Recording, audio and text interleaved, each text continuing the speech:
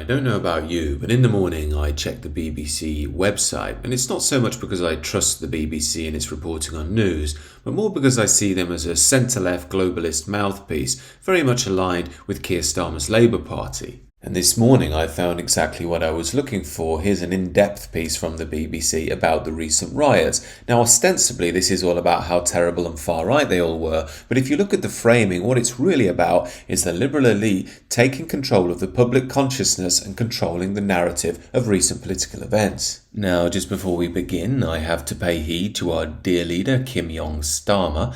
I am not pro the riots, I'm not pro-violence, I'm not pro-attacking anybody. I'm sure there were some people at the riots with supposed far-right sympathies. I'm sure there were some people that were just there to cause trouble. Yet it seems to me the framing of this piece from the BBC and the line that Keir Starmer's taken has been one to essentially subdue any legitimate criticism of issues going on in modern Britain with regards to the ostracisation of the white working class as well as mass immigration. I personally believe this approach from Starmer and institutions like the BBC is dangerous in itself and is going to cause more problems down the line because they're not dealing with the fundamental fault lines in modern Britain. Ironically, that could be argued as a form of misinformation in and of itself. But then we know misinformation only works one way anyway, just like when the Labour Party said they wouldn't raise taxes and then when they got into power said they were going to raise taxes and told old people how terrible and evil Tories were for mooting the scrapping of winter fuel payments, and then went and did it themselves anyway. Anyway, let's see what our neutral and unbiased public service broadcasters got to say about the riots. They state 3 weeks on from the start, many of us are still trying to figure out their impact. Will the disorder come to be seen as a one-off outburst, faced down by the public and police, or as a display of power by a newly dangerous far-right? Now, it seems to me from the very outset they're setting up a false dichotomy. Were the riots faced down by the public and the police? They seem to just fizzle out to me. And why did they use the public as a collective? There was basically just a few anti-far types out protesting when there was no rioters left to protest against. And as you may have noticed, there's no question of whether this was the far right or not, whether some people had those sympathies or not. It's just they were a newly dangerous far right. And this is why it's odd when our ever trustworthy public service broadcasters start speaking about right-wing extremism in general. I mean, that's all very interesting and all, but what's that got to do with the riots? I mean, were they venerating Adolf Hitler and carrying swastikas around or something? I mean, I didn't see any of that. I don't know if you did. Let me know down in the comments. I mostly saw British flags and England flags, but then I suppose I am a stupid, evil, thick bigot according to the BBC and Guardian type, so I can't really trust myself. But then the BBC display a bizarre level of cognitive dissonance. They say there are hatreds that unite different parts of the spectrum on the far right, but most of the people who took part in the riots had no links to the far right. So as you can see by their own admission, most of them weren't far right, though the whole crux of the piece is that these are far right riots. Now again, I'm not condoning any riots, but what's clear is that the BBC and Keir Starmer are trying to push everybody involved into this far right bracket when a lot of them are just white working class people who are fed up with being ignored and feel that they're losing their country. In fact, I would argue that the white working class feel betrayed because the Labour Party, which was created to represent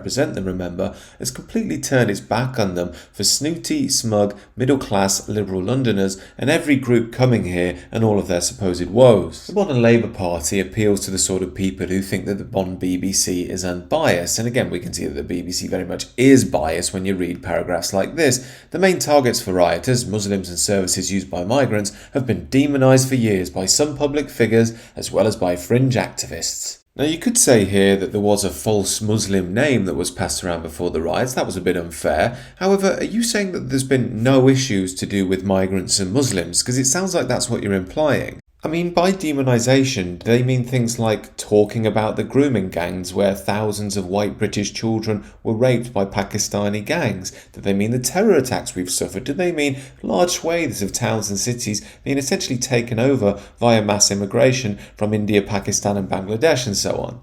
Now again, that doesn't mean I'm pro-riots or attacking anybody or anything like that, but it's bizarre to ignore the deeper dimensions of what's gone on in modern Britain and why many of the white working classes may feel somewhat upset. But of course, it's not really bizarre. This is just basic political propaganda. This piece isn't really about the riots. It's about you. It's about the general public who may have those concerns, being told that if you even think along those lines, you're just like some evil, violent, far-right thug rioter. You're disgusting. You're scum. If you're a good person, agree with the BBC. This is why, with seemingly no awareness to the rank hypocrisy, they go on to speak about that nutjob who drove a van down from Cardiff, I think it was, and ran over a Muslim outside Finsbury Park Mosque. I mean, that attack was horrible, but it pales in comparison to the amount of Islamic terror attacks we've had, from Manchester to 7/7, multiple attacks in London. In fact, there are just too many to list. One death due to Islamic terrorism would be a good year in the modern UK. That's how bad things have gotten in the modern UK, and it's not far right or demonising anybody to point these things out. These are just basic facts. But again, the BBC show what propagandists they are by stating in a paragraph down the page, no one in the riots has been charged with a terrorism offence. And the reason they do this is because they know that terrorism is when someone engages in violence for political ends. That wasn't what the riots were about. They were just white working class people taken to the streets. But of course they don't want you to think that. They want you to think that the rioters are terrorists, although they have to cover their own tracks and admit that they're not from time to time so they don't get sued. But all they're doing is trying to control the narrative, which they try again here. They state that people who think that these quote-unquote far-right activists are being unfairly treated by the system, i.e. two-tier policing, are far-right too. Again, don't believe what you're seeing. Don't believe the examples of two-tier policing and judiciary you're witnessing. Believe the BBC. Be a good person. In my view, this is just propaganda to demonise legitimate criticism of the issues modern Britain faces. This is why they end by stating one possible conclusion to be drawn from the violence this summer is that the far-right narratives are now more mainstream than many would like to think.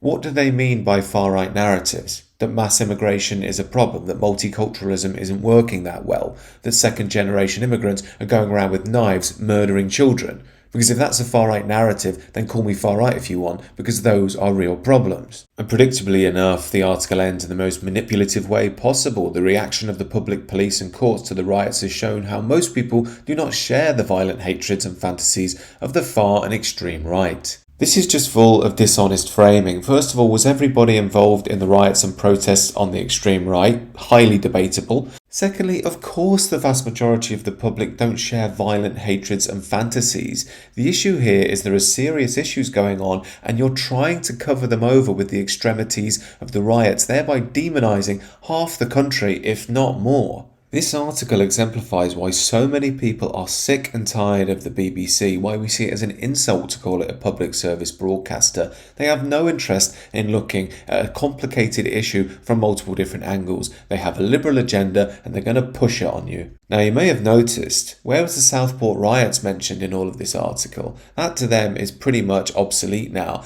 They want to focus heavily on the riots and the violence therein, so people ignore the underlying issues that this country faces. So of course we're not dealing with any of the fundamental issues, we're just ignoring them and demonising anybody who dares talk about them. Henceforth, that's only going to equal one thing, sadly, more trouble down the line in my opinion.